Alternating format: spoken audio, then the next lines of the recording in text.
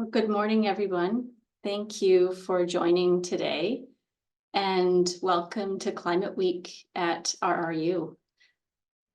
I'm Maria Bremner, and I'm the Climate and Sustainability Manager at Royal Roads University. And I'm truly delighted to introduce this session with Vanessa Andreotti on climate complexity and relational accountability. But first, I would like to acknowledge the lands. Royal Roads University campus, and where I'm located today, is on the traditional lands of the Lekwungen-speaking peoples, the Songhees and Kosepsan families and ancestors. I am grateful to work in this special place and to walk these paths. And this acknowledgement is also an affirmation of my own responsibility to be a good visitor and guest in my time here on this earth.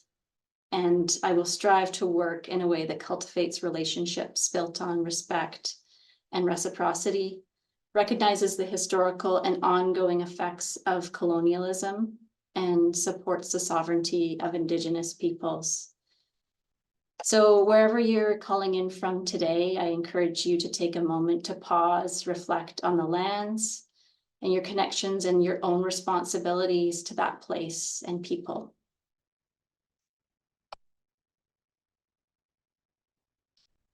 Yesterday, we started RU Climate Week with a really brilliant keynote and storytelling circle, Indigenous Climate Action, Decolonizing Solutions. One of the key messages that I took away from that really inspiring conversation is that we have to name, address, and deconstruct the extractive and exploitative systems, practices, and beliefs that are at the root of climate change. And our relationships with the planet and with people have to change if you're going to address the climate crisis and the myriad of other complex and related challenges that are upon us. One of the intentions with bringing this series of conversations and events forward for Climate Week was to elevate and amplify diverse perspectives for our collective response to the climate crisis. Mainstream problem solving of looking at climate change and solutions as solely a matter of technical solutions or GHG reductions is limiting and also perpetuates the same extractive relationships that are at the root and source of the climate and nature emergency. We're seeking to engage participants today in understanding climate as a cultural, relational, and equity challenge, and to invite the audience to explore their own relationships and engagement with that. And now I have the great privilege of introducing Vanessa Andreotti. Vanessa is the Dean of the Faculty of Education at the University of Victoria. She is a former Canada Research Chair in Race, Inequalities, and Global Change, and a former David Lamb Chair in Critical Multicultural Education. Vanessa co-designed the Moving with Storms Climate and Nature Emergency Transdisciplinary Program of the Peter Wall Institute for Advanced Studies at UBC. She is one of the co-founders of the Gesturing Towards Decolonial Futures Arts Research Collective and the author of Hospicing Modernity, Facing Humanity's Wrongs and the Implications for Social Activism. I am very excited about the perspective and exercise that Vanessa is going to share with us today and to help us as individuals and groups respond to local and global challenges. Vanessa, it's my honor to turn it over to you now. Thank you. Thank you so much, Maria. So my name is Vanessa Andreotti. I use pronouns she, her, and I identify as a racialized settler on this lands.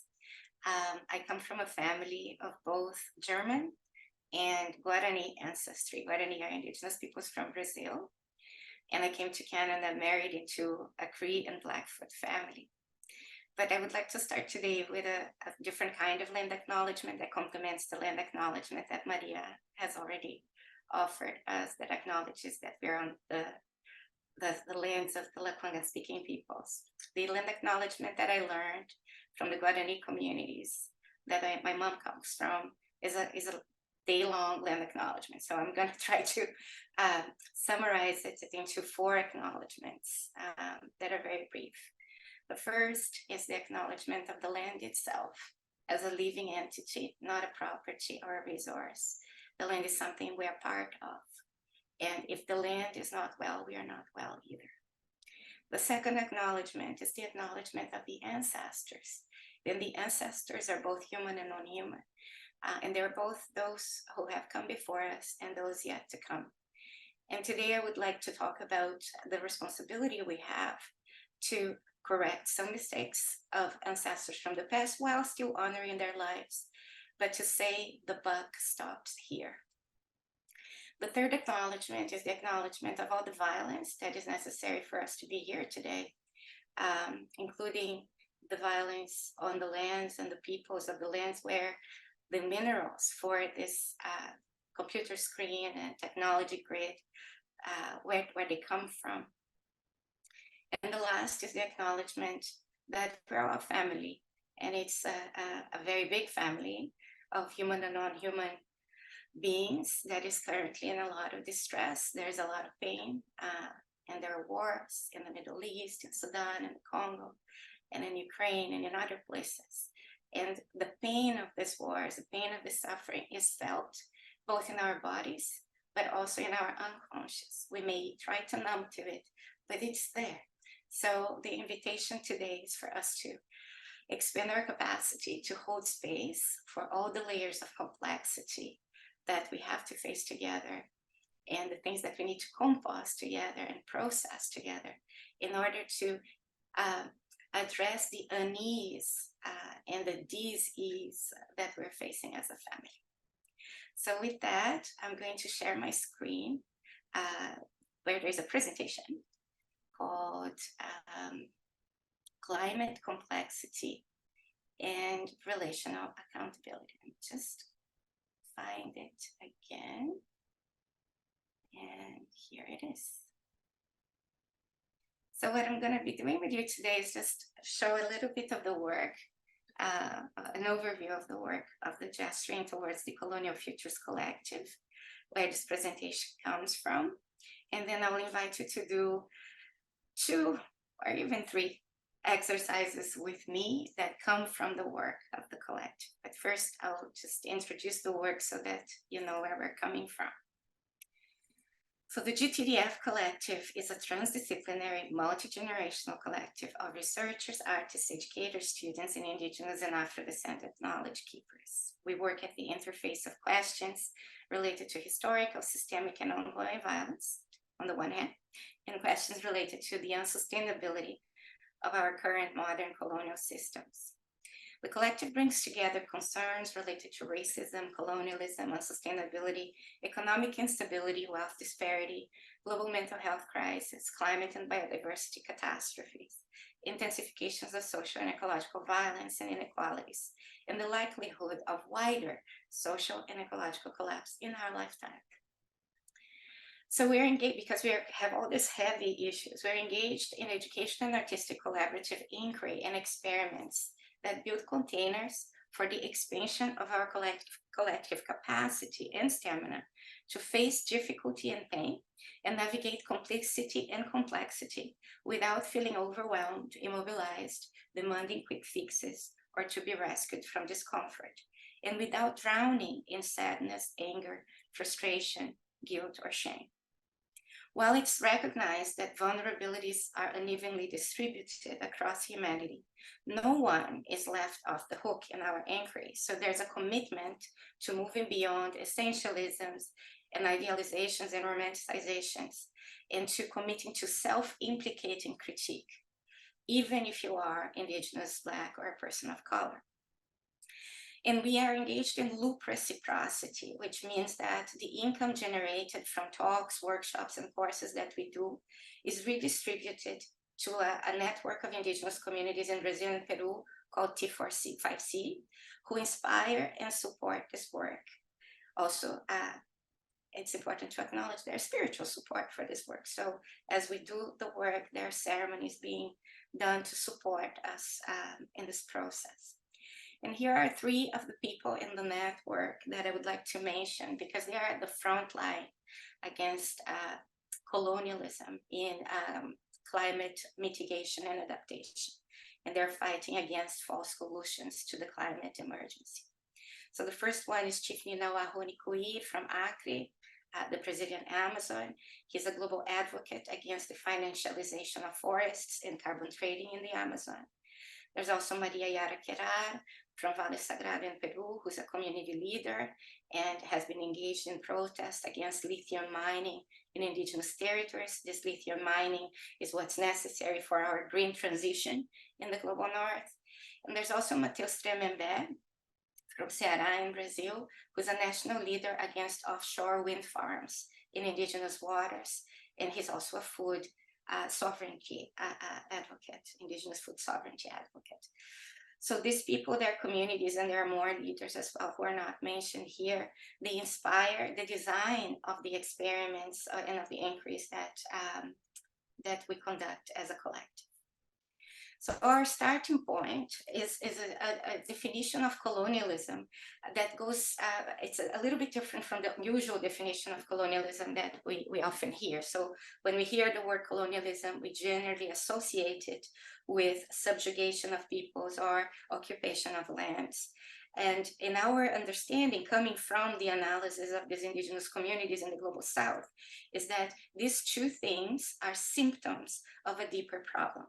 So our understanding of colonialism is the imposed sense of separation between humans and the rest of nature, which then creates hierarchies of value that then lead to domination and subjugation, as well as cognitive, affective, and relational neurodegenerative impairments that lead us to see land as property, that then leads to occupation, exploitation, expropriation, genocides, and ecocides. So if we think about it as a triangle, depending on how you turn the triangle, you can have different kinds of analysis, right? But if you see subjugation and occupation as symptoms of separability, you're going to be advocating for something different. And that doesn't deny other interpretations. But if you see colonialism as more connected with subjugation, you're going to be trying to fight for liberation. If you see colonialism as related to occupation, it's going to be rematriation. But if you think about it, colonialism as foundationally rooted in separability, which is the separation between humans and nature, then you're going to be advocating for accountability. So that is our starting point of analysis, accountability.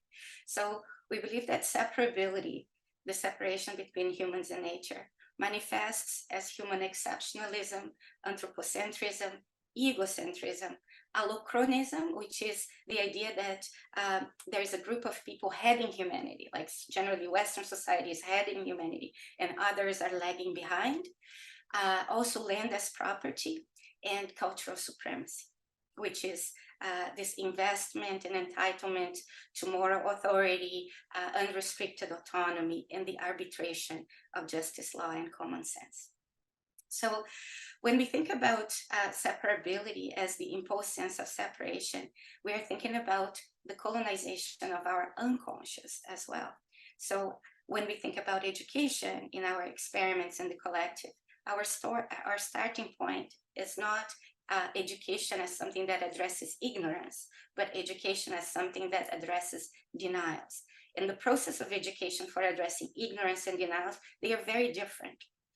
But we start with the denial of systemic violence and complicity in harm. The fact that our comfort, securities, and enjoyments are subsidized by expropriation and exploitation. They happen at the expense of other people, other species, and the land. The second is the denial of the limits of the planet.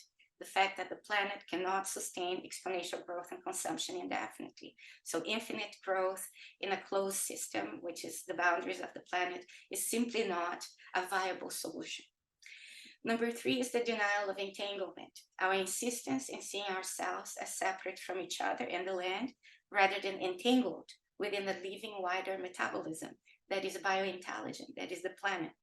And the fourth is the denial of the magnitude and complexity of the challenges we will need to face together. The tendency to look for simplistic solutions that make us feel or look good and that may address symptoms, but not the root causes of our collective hyper-complex, wicked predicament. So our pedagogical inquiry, our educational inquiry asks a few questions and that are presented in the slide.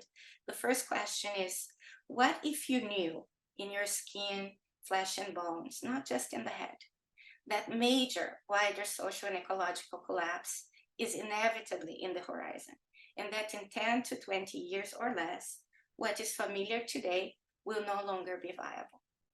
What if we could collectively respond today from a cultural space of emotional serenity or sobriety, relational maturity, intellectual discernment, and intergenerational responsibility, what we call SMDR? What would you or we be doing or advocating for then? And when the children born today look back 30 years from now, what actions would they be grateful that we took right now? And in order to invite people into this pedagogical inquiry, we use a methodology called regenerative inquiry. And in this methodology, which I invite you to consider trying out today, in this methodology, we approach the issue as a collaborative inquiry. We suspend the impulse to solve and to fix. And we have a 55-5 rule, which actually comes from Albert Einstein, who said that if you have a problem in just 1 hour to sit with the problem, you spend 55 minutes on the problem and only 5 on the solutions. So we have a tendency in Western society to spend 1 minute in the problem and then 49 or 59 minutes in the solution. So we're going to reverse that. The invitation is to reverse that today. In this regenerative inquiry, we collectively engage with the issues, seeking to identify multiple angles, layers, interconnections, and hotspots. We embrace ambiguity, uncertainty, paradoxes, and contradictions. We identify and collaboratively articulate questions worth holding collectively, and we seek collective epiphanies rather than certainties or consensus. It's a different chemistry from what we're used to in formal education. Formal education, metaphorically here, is very driven by dopamine, like getting it right, mastery, achievement. Acetylcholine, and I'm using it metaphorically, is one of the neurotransmitters associated with epiphanies and with curiosity. And it's more a neurotransmitter of grounding that makes us more open in seeking collaboration. And so this kind of inquiry is different from asserting or seeking validation for one's opinion, fixing or solving a problem, or offering advice or seeking consensus. So this is what I invite you to do with me in the exercises I'm going to present to you today. And one of the things that we found that is necessary in this regenerative inquiry is for us to expand our approach to address and navigate complexity, understanding that our formal education process does not equip us to do that well. And the first thing that we do is invite everybody to see their own complexity. And instead of looking for narratives of coherence, to see the multiplicity of thoughts and perspectives that exist within them. So we have a metaphor for that, and it's also a methodology for self-diffraction, which is called the bus within us. So as you listen to a story today that I'm going to tell you next, I will invite you to see yourself as a bus of people. And there's a driver, there are people, passengers at the front of the bus who you know very well, who always speak in your ear. There are passengers in the middle of the bus who only speak in certain circumstances. And there are passengers at the back of the bus who you might not even know and who might have been repressed. So the idea here is to be thinking about what are these passengers saying, thinking, feeling? How old are they? Are they speaking from fear or from trauma? Do they sound like somebody you know? Do they want things to be black and white? Do they trust the driver? Do they trust you? And the idea is that once you hold space for your bus, the complexity of your bus, you are learning. You're learning to hold space for the complexity within. You learn to hold space also for the complexity around you, and you learn to activate compassion for all the passengers, even the ones you don't agree with, and the ones who are angry, who are sad, and who might be also very young and want things to be, want the driver to go to certain places that might not be the places that are best for the bus to go. Another way to use this metaphor of the bus is to think about the movement of the bus. So when we use it as a methodology for group conversations, people can start saying that their bus is going on a straight line or just stuck round a roundabout, has fallen into a ditch. They talk about the climate inside the bus, the weather outside, what's going on with the passengers. And all this evokes a different form of learning, that is learning in a different part of the brain, where metaphors and images and poetry too are engaged with. So we move away from the logical approach that seeks coherence into a way that we can hold space for all the complexity, the good, the bad, the ugly, the broken, and the messed up of humanity within us and around us. So I'm going to tell you a story, and the task of the story is to observe the passengers on your bus, the different reactions of the different parts of you, and not to try to choose just one and try to impose coherence. Because one of the things that we learn in formal education is that if there are different layers of complexity of an issue, what we are conditioned to do is to seek certainty and coherence. And this is actually detrimental to addressing wicked problems. So what happens is that we flatten the layers of complexity into one layer. We impose a narrative of coherence. We edit out what doesn't fit that narrative, and we police the borders. If we're policing the borders all the time, there's a lot of energy going into repressing things, and we are on the defensive. But if we can hold the complexity, we release that pressure. We also feel the relief of staying with the unknown, staying with the paradox, staying with the tensions, staying with the contradictions from a very different space. And that is a space of responsibility and compassion that we would like to see if we can activate. So I'm going to tell you a story. I would like to observe your bus, check your bus. And then after the story, you're going to be placed in breakout rooms with another 3 or 4 people. And we are going to be invited to talk about what you are observing on your bus. And you can talk about what the passengers are saying, or you can talk about what you are learning from this observation. So what you're learning about the dynamics of the bus. This is it's a kind of a stepping back, going to a meta layer and understanding what's going on there. What kinds of conversations are happening there. So I'm going to start the story. Please pay attention to your bus. And the story I'm going to tell is the story of the house that modernity built. And the story has 4 frames, and I'm going to talk about each frame separately. And the idea is not whether you agree or disagree, it's just to sit with the story and then see what happens inside of you. The first frame of the house of modernity talks about a house that exceeds the limits of the planet. So there's a house sitting in the planet, and the house is exceeding the limits of the planet. This house has a foundation, and it's a foundation of separability, the separation between humans and the rest of nature. The sense of separability creates an intrinsic sense of worthlessness in people and in everything. It removes the intrinsic value of life, and then creates this dynamic where for you to feel deserving of being alive, you have to be producing value within the house in ways that are intelligible within the house. And this sense of separability is what creates the rankings between species, between cultures, between people, and also the sense that land can be considered property. There are also 2 carrying walls in this house. The first carrying wall is the carrying wall of the nation state. And we do tend to think that the nation state is there to protect people. However, the history of the modern nation state is that it was created to protect property, and that the protection of people only happens when there's interest convergence between the protection of capital and the protection of people. The second carrying wall is the carrying wall of universal reason. Universal reason is the single story of progress, development, and civilization that is imposed as a universal story, creating epistemicides, killing other stories, other possibilities and understandings of progress, development, and civilization. But also it kills the possibility of us questioning the story. and in an intelligible way. And then there's the roof that today is a roof of global capitalism.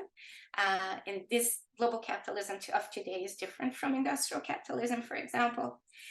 And this roof is today marked by shareholder speculative algorithmic capitalism, which has very, very interesting implications for the governance of capital, the movement of capital, and also the anonymity of capital and our participation in this process as well. So that's the first frame of the story. The second frame are related to the hidden costs of the house, the fact that the house was created and is subsidized and maintained by violence. So inside the house, we have unsustainable growth and overconsumption, and then two arrows, one coming from the planet into the house of expropriation, another one from the house into the planet of waste disposal. And in the planet, we have destitution, dispossession, genocides, and ecocides. The third frame of the house is the floors of the house. At the top, we have the north of the north, people with a long history of discretionary income. Then we have in the middle of the house, the north of the south, and the stairs of social mobility. We have the basement of the house, which is the south of the north, and then the sewage of the house going to the south of the south. And in the south of the south, we have people like the indigenous people of the Hunicui community in the Amazon in Brazil, who are fighting for a different form of existence. They don't want to be part of the house. They want to be part of the forest. So they're fighting against the financialization of the forest. They're fighting even against carbon trading in the Amazon because it financializes the forest. They are fighting to be part, to continue to live as part of that biome, of that metabolism. So this frame also talks about the false promise of universal middle class for all. So if we all had even the living standards of the working class of the global north, we would still need another 4 planets for us to be able to have that level of consumption and production of waste. So this takes us to the last frame of the house, which is the house cracking under the pressure of climate change, economic instability, cancellation of rights, precarity, populism, and then you see structural damage. And there are social, economic, political, ecological, and mental health crises within the house. And in the planet, we see more violent conflict and mass and forced migration. So the questions then are, do we fix the house? Do we expand the house? Do we build another house? Do we live without a house? Do we find more planets? And we have mapped 3 types of responses to those questions, streams of responses. There are many different responses within each stream. So the first stream is soft reform of the house, more modernity, same forward, same leadership, small changes, same usual questions, same answers, and hope in the continuity of the same thing.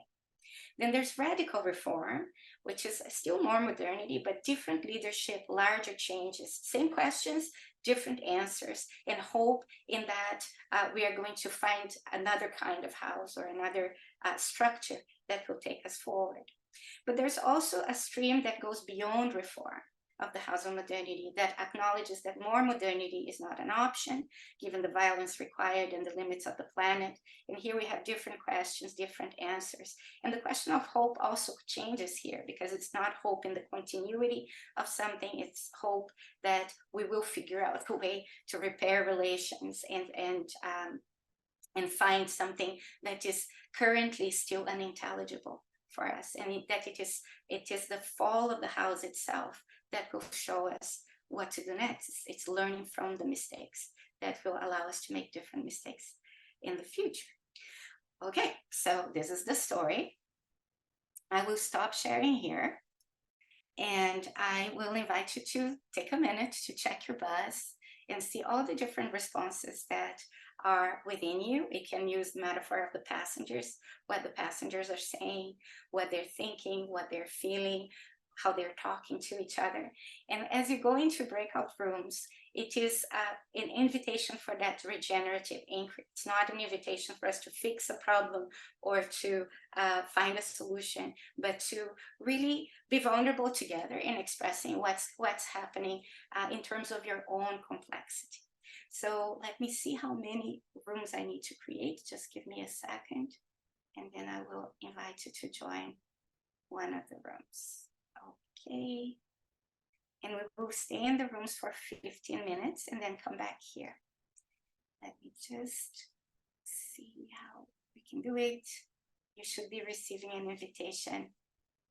In a minute, your cameras and mics are going to be open to being used. So I'll see you back in 15 minutes at 10:45 my time.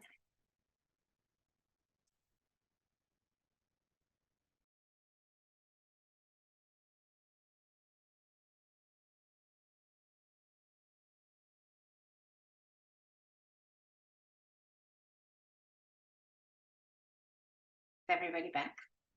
I do not know. Check the gallery. Yes, everybody's back. So thank you for joining the breakout rooms. I'm going to wrap up the presentation and then we will open up for questions using Slido. But I have just one more exercise to invite you to do with me. And I'm going to just share my screen again. Just a second. Here you go.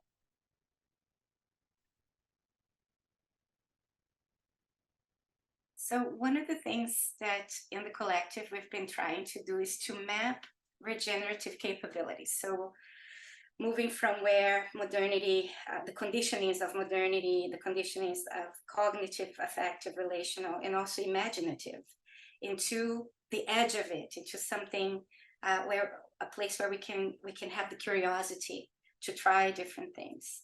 We talk also about it in terms of, if we use the metaphor of a computer, it is about either upgrading the operating system or the processor, right? So that other programs can run. And one of the capabilities that we talk about is called diffraction. So if you're thinking about diffraction, it's the analogies with light, seeing the spectrum and the prismatic spectrum of light in a situation, but also within yourself and in relationship to language. So if you're thinking about yourself, the buzz is a form of self-diffraction. The diffraction of language is understanding the different layers of language and seeing language as a living thing rather than a fixed thing. So you're really tracking the movement of language rather than the form. And if you're thinking about diffraction of realities, it's being able to read the room and its multiple layers of complexity of any room, for example, or of a problem, of a challenge, right? So we contrast it with reductionism. So while reductionism, which is what we're trained to do, is about either ors, diffraction is about both and more and moving. If reductionism is about fixed meanings, diffraction is about fluid meanings and contextual meanings rather than universal meanings. If reductionism is certainty-driven, diffraction is curiosity-driven. If reductionism is about a single story, diffraction is perspective-seeking and perspective-taking. If reductionism is about universal answers, diffraction is about contingent answers, context-dependent answers. If reductionism is about the impulse to seek control, diffraction is about the impulse to collaborate. If reductionism is about motivation in secured outcomes or destination, diffraction is about motivation in the idea that the path is built as we move together. It's an adaptability. So this is one of 12 regenerative capabilities that we have mapped. And we are also thinking about the kinds of education that could help us move from the conditioned configuration that we have because we were born and have lived within the house of modernity to something that can imagine something else. And so the last exercise that I will ask you to consider with me is called 7 steps back and 7 steps forward or aside, which is about the kind of education that will be needed for that to happen. And this education requires 7 steps back. And the first is the step back from one's self-image. to decenter the egological desires that we have and center the challenge at hand. So in stepping back from our self-image, it's also about understanding that our constructs of identity and belonging are human constructs. So one of the things we've learned from the communities in Brazil is that although these human constructs of identity and belonging are still important, there's also another sense of identity and belonging that doesn't depend on meaning, but on our sense of connection with the umbilical cord that links us to the placenta of the earth. So that sense of identity and belonging is not a sense based on human ideas or human meanings, but on a visceral experience of being connected to the planet and being alive in the planet. The second one is stepping back from one's generational cohort to have a sense of how incoming generations may interpret and experience the challenges differently. The third is stepping back from the universalization of one's social, cultural, economic parameters of normality to understand one's privilege as a loss of perspective and sensibility. Number 4 is stepping back from the immediate context and time that we're living to see wider historical, structural, and systemic patterns that are affecting the challenge that we're facing. Then it's stepping back from normalized patterns of problem posing, problem solving, and relationship building to tap what is already viable but unimaginable or unintelligible in the mainstream. 6 is stepping back from the elevation of humanity above the rest of nature to consider our metabolic entanglement with the planet and our accountability to more than human, non-human, and other than human beings. And the 7th step back is the step back from the impulse to find quick fixes in order to expand our capacity not to be immobilized by complexity, complicity, and uncertainty. Then there are 7 steps forward or aside. The first one is stepping forward or aside with honesty and courage to see what we don't want to see. The second is stepping back forward or aside with humility to find strength in openness and vulnerability. The third is stepping forward or aside with self-reflexivity so that you can read how you're being read and learn to read the room. The fourth is stepping back forward or aside with self-discipline to do the work on yourself so that you don't become work for other people. Fifth is stepping forward or aside with maturity to do what is needed rather than only what you want to do to become a good elder and ancestor for all relations. 6 is stepping forward or aside with expanding discernment and attention, increasing care in proportion to risk. And 7 is stepping forward or aside with adaptability, flexibility, stamina, and resilience for the long haul, to be prepared to fall, to fail, to have your plans shattered, to be stretched, to change course, and to find joy in the struggle itself, rather than in the imagined prize at the end. So all the steps back and steps forward, we joke at the collective, we say that it amounts to AA for humanity and getting us out of the addictions that we have been conditioned to have within the house. And for the collective too, it has been very useful to talk about this SMDR compass. S stands for emotional sobriety, M for relational maturity, D for intellectual discernment, and R for intergenerational responsibility. So emotional sobriety would be about disinvesting from harmful desires and compulsions that are actually pleasurable. And that is the problem. That's where it can be compared to our addiction to the house of modernity can be compared to a heroin addiction or cocaine addiction. Then we have relational maturity, which is about learning to build relationships based on trust, respect, reciprocity, consent, and accountability, which contrasts with the ways that we have been conditioned to build relationships within the house that are very transactional and utility maximizing. Then there is intellectual discernment, which is this idea of not being well overwhelmed or immobilized by volatility, uncertainty, complexity, and ambiguity, which makes up the acronym of VUCA, which is a term that is used in complexity and systems science and in other places. And then there is intergenerational responsibility, which is about this responsibility that is not an intellectual choice, it's visceral, and it's not a matter of convenience. It is just this visceral sense that the buck needs to stop here in our generation or with me, so that this trauma of separability and that the trauma and the symptoms of this trauma are not passed down to other generations. So with that, I'll just talk about where you can find out more if you're interested. So there's the book Hospice in Modernity that was written until 2021. There's another one coming up called Outgrowing Modernity that is being written with the collective that will be launched next year. Then there's the Moving with Storms report that is available online for free on the UBC blog. I can put it also on the chat. And there's also a course called Facing Human Wrongs that is now a community, open to the community, that is delivered by the Faculty of Continuing Studies of the University of Victoria, where we look at the 4 denials in much more depth, and we invite people to try several exercises related to SMDR. So with that, I will stop, and we can start the question part of it, which is the Slido questions, but I will suggest that we take a 4-minute bio break. And in this bio break that people can go to Slido. I think that Slido is being put back on the chat.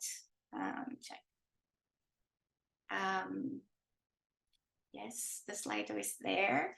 And if you want, I would invite you to start your question with I wonder, because it is also one of the hooks of regenerative inquiry, is the sense of wonder and inviting people to wonder with you. So we will have 3 minutes for people to do that, and we come back exactly at the hour. Thank you.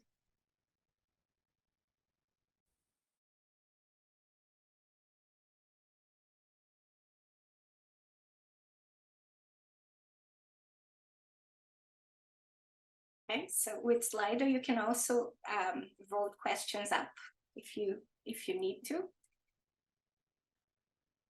I can see 2 questions there. We can start there. The first question, I wonder how we elevate this kind of conversation and thinking outwards to larger groups and communities in ways that are accessible and not dismissed. If you were the one who asked this question, if you want to say a bit more, you can also unmute and come into the conversation. That was me, Vanessa. Okay. And I was thinking about the kind of conversations that I have and don't have with, say, parents at the bus stop with my children in the morning.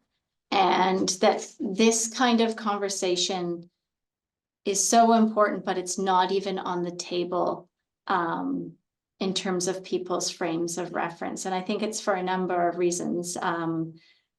One is, they aren't working or acting in this space, and there is a level of dismissiveness about, well, this is the way that things are. And I think it is important to really talk about this, but how to introduce it to perhaps groups that aren't familiar with this concepts or language at all. Thank you for the question. That's the question about the entry points, right? How do we find the entry points for different audiences, different age groups? So it's something that concerns us in the collective as well. There's no universal answer. It's all through experimentation and trial and error and mistakes and failure. But some of the things we've learned is that there are 5 M's involved: the message, the messenger, the medium, the moon, also, if people are ready to hear or not. There was another one, another M, but thinking about it as something, as a story that needs to land rather than facts that need to be presented, and also an invitation that needs to be issued. What we hear from young people is that the vibe of it is more important than the message. Another thing we learned is that people are hungry for depth and sobriety, but they are still, everything that around us, what we're encouraged to do and rewarded for doing is actually to go and consume, right? To consume knowledge, experiences, relationships. And that kind of consumption, another metaphor we could use is that is creating a constipation, a big constipation that needs, that is painful too. And anyway, any kind of probiotic education or probiotic invitation into inquiry may help and support the processing of all these thoughts and perspectives that that are just sitting there to be digested, right? So in education, we have always thought about education as curating something for the students to master or to assimilate. That kind of education is now competing with the cacophony of perspectives, misinformation and disinformation that we have, and it's no longer working. So we're in the beginning of thinking about education in a very different way.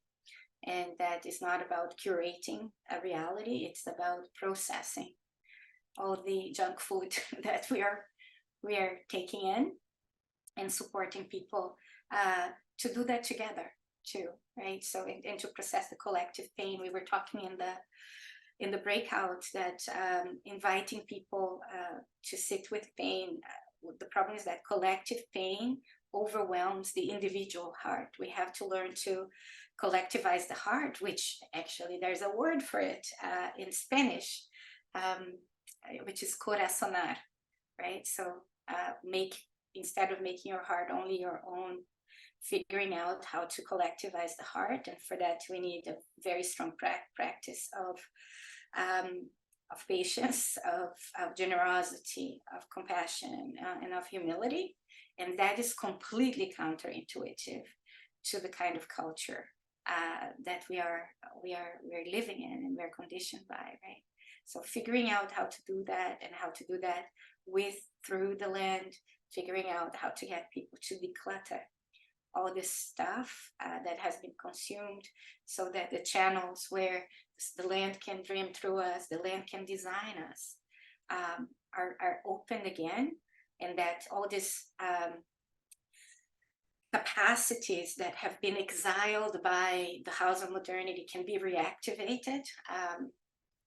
All of this process has different entry points, and it has been helpful to think about it as people want, they don't know they want that, but that's what they're looking for, also in terms of their own sense of self, right? So there's the sense of worthlessness that the house inculcates, and it's an emptiness that we try to fill with other things.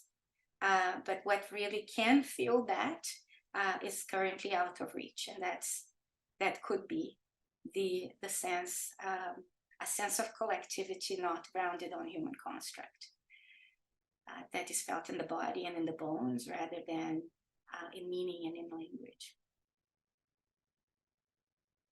That's probably where this inquiry is necessary, right? How do we do that again?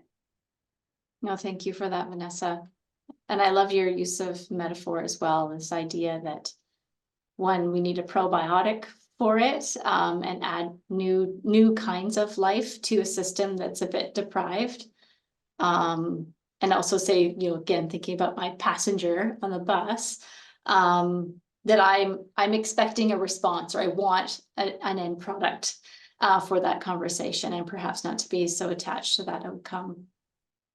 Yeah. That relates to the second question that has been voted up. I wonder how we elevate this kind of conversation and thinking outward to larger groups and communities in ways that are accessible and not dismissed. So whoever posed the question, or somebody else who voted on the question who wants to say more about it, welcome to unmute. I think that was my question that we just talked about. Was it? I think so, yes. There was another one. I think yours was the youth one, no? Nope. Okay, there we go. I think one more thing that I thought when I looked at the question is that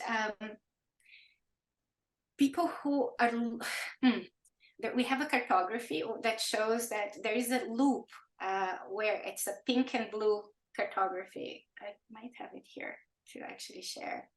I will do that. Let me bring it up. It's called a pink and blue diagram. Just might be useful here. Check. How do I share the screen?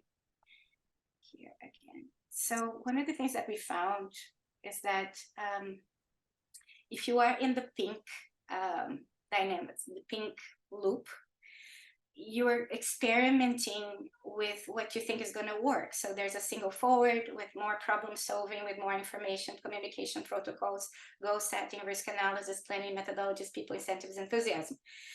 You go into that loop, and then there's a downward turn. You're faced with different understandings, sensibilities, interpretations, motivations, unconscious investments, attachments, desires, clashes of egos, and then you revise it, but you revise it within the same paradigm. Then there are different methodologies within the same paradigm and idea of forward. So that's the pink loop.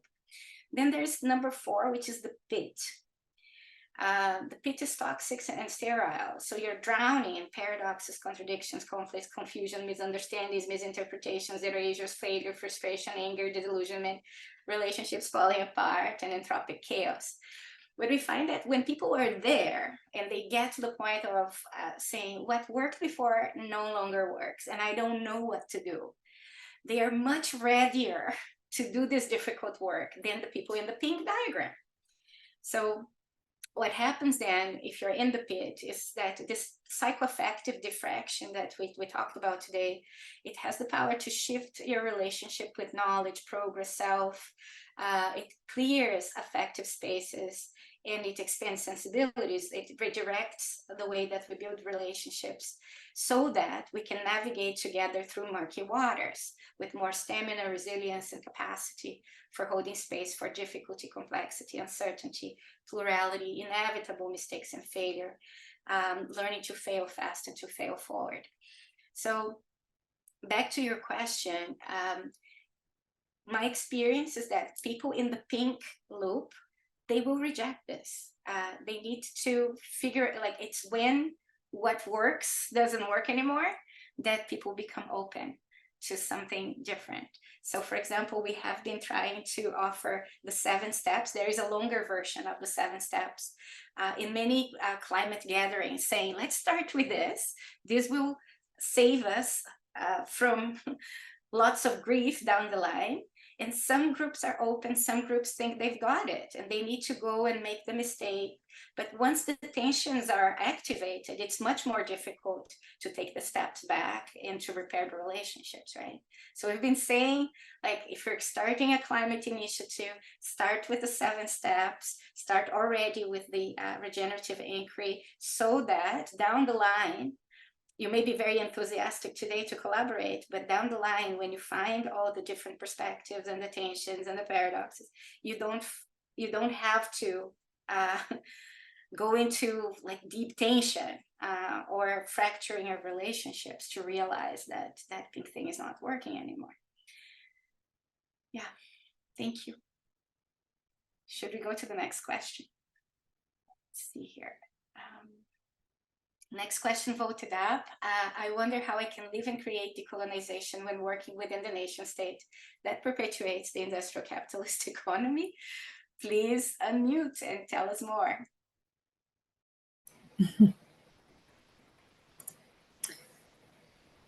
Oh, I guess I'm just finding it really challenging. Like, I know all these things that need to happen, but yet I go back to my work, my 9-to-5 job, perpetuate the same things, come up with the same strategies and work plans and you name it, right? Government reports, and the needle goes this way and then it goes back this way. And I don't know how to get out of it unless I just leave my job, but I can't because I have to support my family. Help, that's all I'm saying. Thank you, Tanya, for the honesty and openness and vulnerability in expressing that. I think what I can say is just from experience, there was a point I wanted to leave academia for the same reasons. right? And I wanted to go, I think everybody has this at one point, not everybody, but so, like, I will just go into nature and stay there and not come back anymore, and find a way to do that. And I tried. And what the land was telling back to me is that's not the answer either. You need to go back and shift your perspective of what you're doing in academia or in the government. So when I shifted this perspective to a perspective of hospicing the system while offering prenatal care to what is being born without over-determining it, right? So being present to the systems and figuring out, thinking laterally about how to move the needle, sometimes as an experiment, not really focusing on the outcome per se, but to learn how this needle can be moved. That's where I found more energy to stay in academia. But there was also, and I cannot forget that, when I found more people to do that with me. So having a community, having more people around you where you can have this inquiry and the experiments, but also the accountability of learning, where you have somebody, other people to share it with, that you don't have to explain it all over again what you're trying to do, is extremely important. So figuring out smaller collectives of people who have the shared vocabulary and an affinity of inquiry, to be able to, even if it's very small, in very small ways, and trying different things. That's the joy in the struggle rather than the outcome at the end. That really changed my life and saved my life too. And I believe, in terms of giving me the life force and the energy again to keep doing this work, although it's extremely hard and difficult, and you can see how complicit we are, and that we are trying to play a game as we're being played by it. But sharing this existential struggle with other people really, really helped in my case. Wow. Thank you so much. I've never heard such articulate ways of describing these struggles, these mental struggles. Thank you. See, the next one. That was the youth one. That I think it got amalgamated in the other one.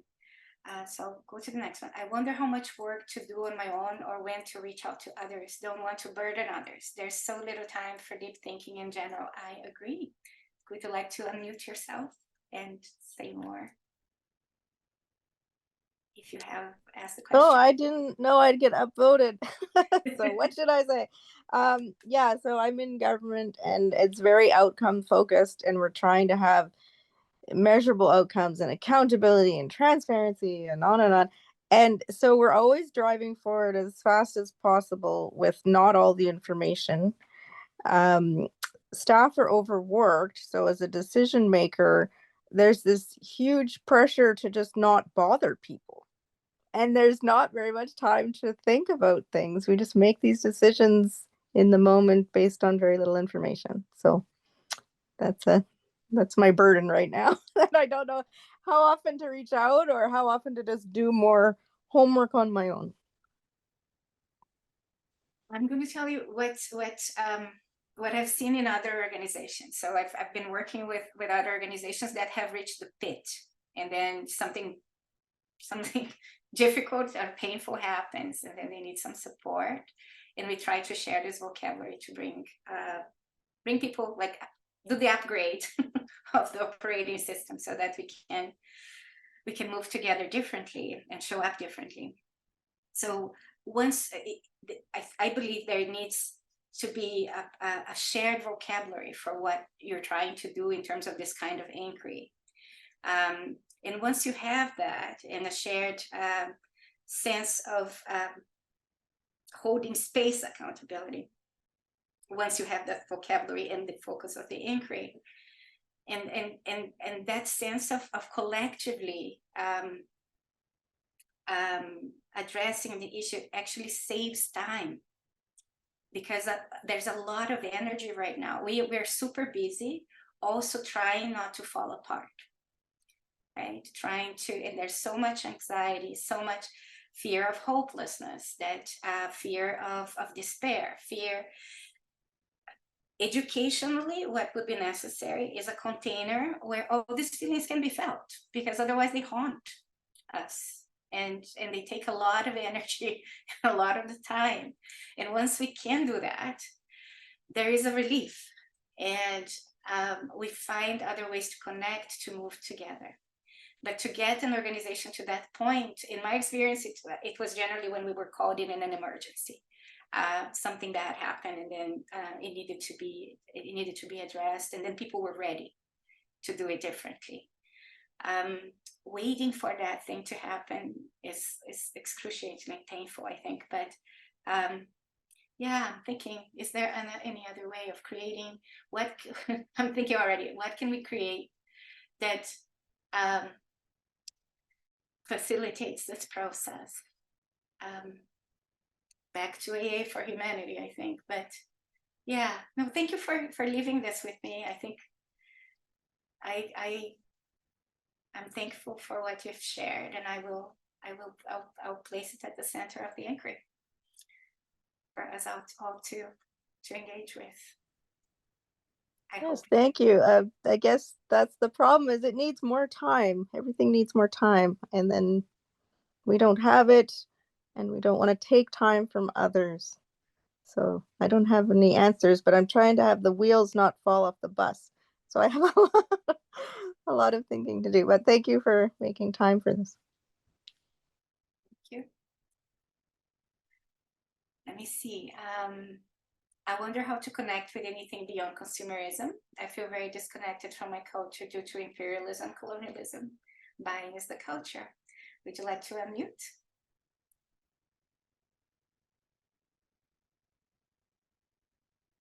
If you voted to that question, you can also unmute.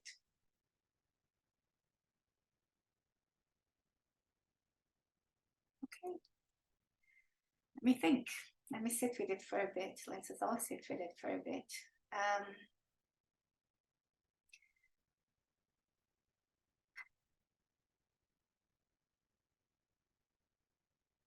It is such an addiction, right? And that's what we're told is going to fill that emptiness and fill that gap. And it's so manipulative, the ways that we're being sold things. But I think also asking the question is already a way to say, is this it? Is this enough? Is this all there is? And I remember my daughter, when she was about 14, 15, we had a period of a lot of mental health issues, including self-harm. And this is public, so I'm not betraying her confidence in sharing this. She's writing about it. But there was a point where she said that being young in this day and time, it felt like watching a train wreck in slow motion while you still want the Gucci bag. And you don't know what to do with that desire, right? Because it's so ingrained in you. And you know it is a scam, that having the Gucci bag is not going to stop the train from derailing or even give you what you're looking for, but it is there. So with her, thinking about, she's now 23, and she pushed back on this work for a long time. And it's only in the last year that she decided to come. She says that we have a cult, which is called the Difficult, and that she found that it's useful. What we were trying to do was useful, and she's trying to translate this into a language that is more intelligible to Gen Z and Gen A. But I think what worked with her in that sense was to, in many instances, to drag her into ceremony and into land-based education and land-based activities, because there is something about that umbilical cord that I talked about before. The umbilical cord is always there. It may be twisted and you don't get the nutrients or the information. It may be around your neck too. And it is the work of doulas, right? To try to get that umbilical cord to work in the best possible way. And I think as a parent, that was the only thing I could do, because she was rejecting everything else. And eventually it worked. And she found that in dance, for example, was a way to move things in her body, move the traumas and move the pain. She talked about a phantom limb pain that she felt, where she said, at that age, that it feels like there's a pain, but then you go to the teachers and the doctors, they say everything is okay, what are you complaining about? There's nothing wrong with you. And she said that felt like gaslighting, that there is a pain. And when we took the question to Indigenous elders from Kainai, from Blackfoot elders, from Cash's family, they said that the pain that she was feeling was a pain, she was not able to numb from the pain of the land, the pain of other people. At the time there was a Syrian refugee crisis, and he was saying, she's feeling everything and she can't numb to that. And then we took it back to her and said, like, does it help to say that your body is not disconnected? You're feeling, what you're feeling is actually there. The pain that you're feeling is real. You're just hypersensitive to it. And she said, yes, but I would still prefer the Gucci bag to be able to interrupt it. I don't want this pain. I don't want to feel this pain if nobody else is able to hold that pain with me, right? So that is the thing that we've lost the capacity of, to corazonar, to hold the pain together. And then young people or others are feeling that too heavy in their hearts. And that's the point about collective pain overwhelming individual hearts, and us needing each other to be able to hold this. And then turning on each other when we can't, right? So it's a complicated question. I think there is more to consumerism. There are other forms of well-being that have been exiled and that we need to find out and figure out in order to survive. Thank you for the question.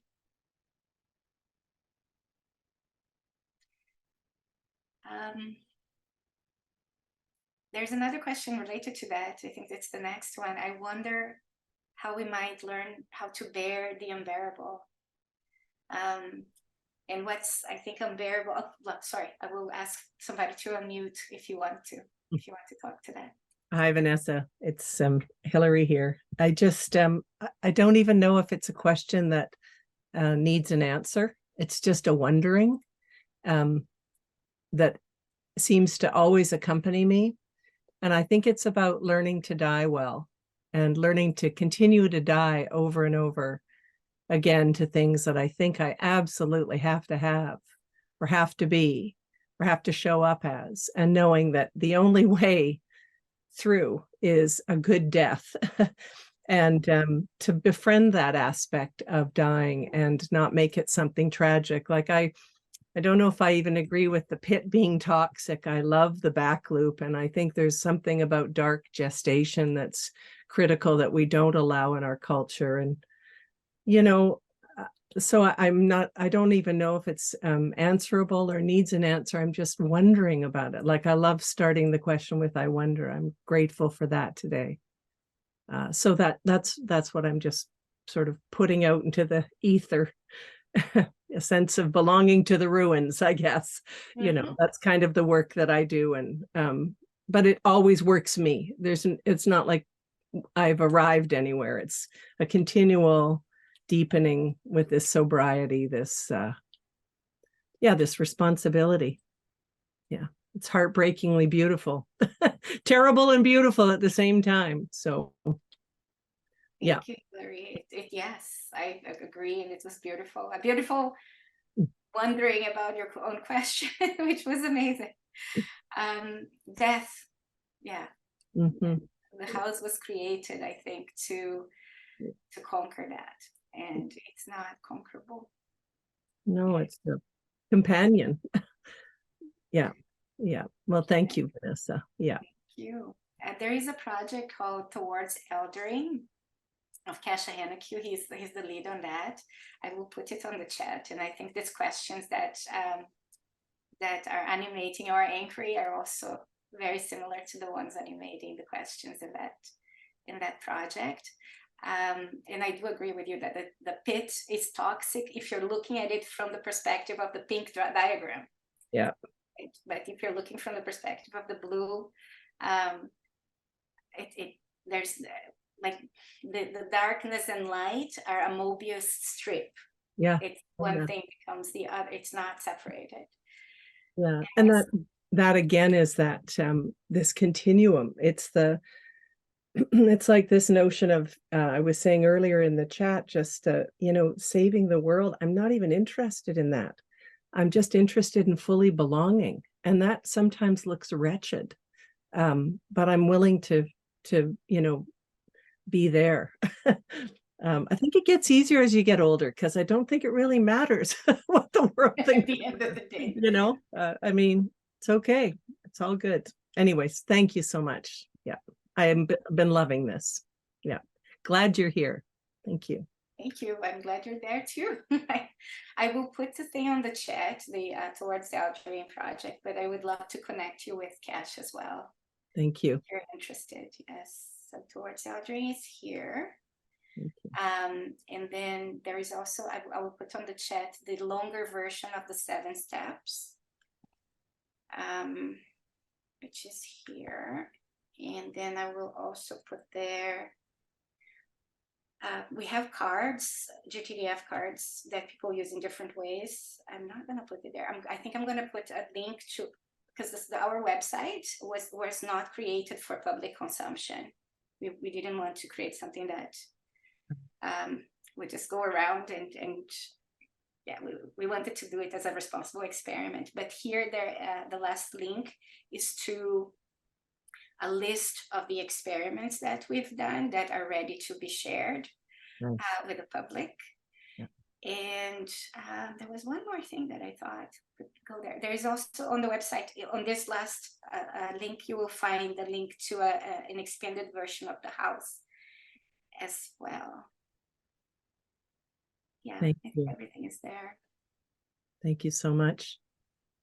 And we're getting to 11:30, so I'll pass it back to Maria.